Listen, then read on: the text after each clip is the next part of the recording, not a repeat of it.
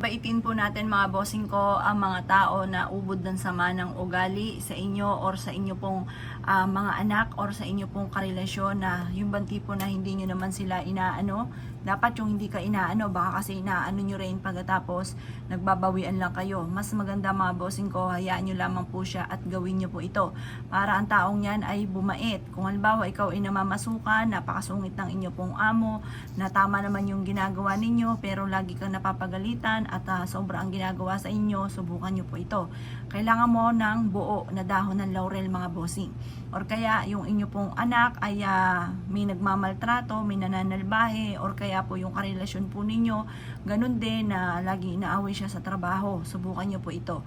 Kung alam nyo ang tunay na pangalan, isulat nyo po dyan sa dahon ng laurel. Pero kung hindi nyo alam, ibulong nyo lamang kung sino man ang mga taong ito na nananalbahe sa anak ninyo, or kung sino man yung tao na ito na may masamang intensyon sa inyong karelasyon na lagi na lang inaaway, ay layuan na ng taong ito at manahimik na po siya at wag nang mangialam pa na may buhay at wag nang manalbahi pa. Basta i-wish nyo na kung ano yung nais ninyo, yung nararamdaman ninyo. Gawin nyo po ito mga bossing ko, na nakaharap ka sa gawing silangan sa umaga. Mag-wish ka ng mula sa inyong pong puso, sabihin nyo na lahat ang gusto po ninyo na i-wish po dito. Sabihin nyo na simula ngayon ay kayo ay magiging matagumpay na sa buhay at makakamit nyo ang inyong pong mga pinapangarap.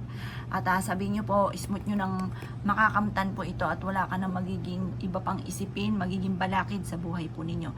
Basta mag-wish ka ng mula sa puso, makakamtan nyo kung ano man yung ninanais po ninyo. At sabihin nyo po ay yung mga tao na masamang ugali, kagaya na halimbawa meron kang amo na masama ugali, bumait na sa akin ang aking amo at maging paborito na ako. Basta kung anong gusto po ninyo, maging paborito na ako at wag na ako laging pagagalitan at wag na rin siya magsasabi ng mga masasakit sa akin. Ganoon naman po lagi mga bossing, di ba? Or kaya po yung halimbawa yung anak ninyo hindi naman naniniwala sa ganito, pwede kayong gumawa kahit kayo na lamang. Ano yung karelasyon ninyo hindi naniniwala, basta sabihin nyo, kayo na ang bahala, kayo na ang gagawa. Basta ito ay gagawin nyo lamang sa may silangan ng mga bandang alas 7, i-wish ang lahat ng hangarin po ninyo. Kasi alam nyo po ba, ang dahon ng laurel, pangkalahatan po yan. Ultimo sa mga wishes tungkol sa pera, pagpapatupad sa mga pangarap, pang-alis ng mga kamalasan, lahat po na maaari nyong i-wish nyo na po mga bossing ko sa dahon ng laurel. Proven po yan na maswerte.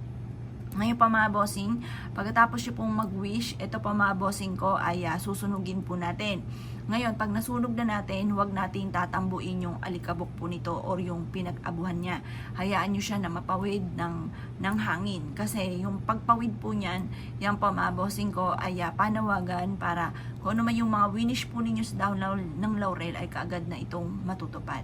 Kaya kung ikinaniniwala at nais nyo po itong gawin, huwag ka na magpatumpik-tumpik pa, subukan nyo po ito. Proven po ito na napakaswerte. At good luck po sa inyo po lahat.